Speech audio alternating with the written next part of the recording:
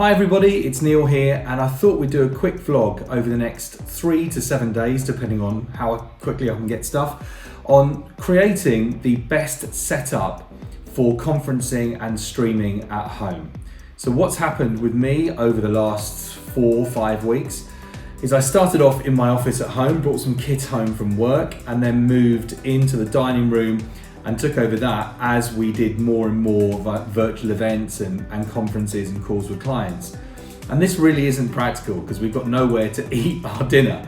So what we're going to be doing is creating the ultimate desk with the ultimate bits of equipment, which are all affordable. So maybe this will give you an idea of what you can do at home too. So here's a couple of pictures of what we're doing in our dining room at the moment, which, to be totally honest, as I said, isn't practical. So what we're going to be building is a desk, and it's a really rough sketch at the moment, and you can see it. I told you it was really rough. With LED lights and the camera and a really nice mount, and lots of other little bits and pieces that we're going to collect over the next 3 to 7 days from Amazon and other suppliers.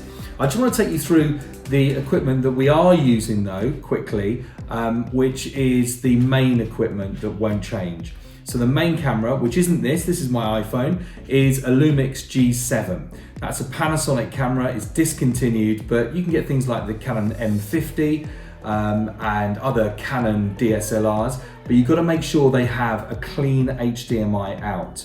So that allows you to put it into capture cards or switches, which gives you no display, no zooming and peaking and audio levels, which makes it look like an input source that they would have on broadcast.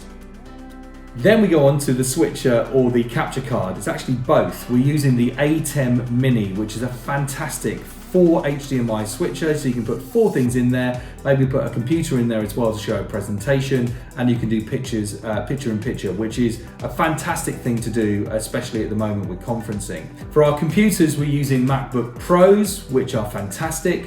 We've got an external monitor as well, which is a curved Philips monitor, and we've got a couple of choices on microphones and audio desks. So we've got the Studio Live AR12 USB desk from Presonus, which is a brilliant desk to use, lots of different inputs, and we can use Bluetooth. Or we can use the one that everyone's using for podcasting at the moment, and one that we had first in the UK, which is the Rodecaster Pro.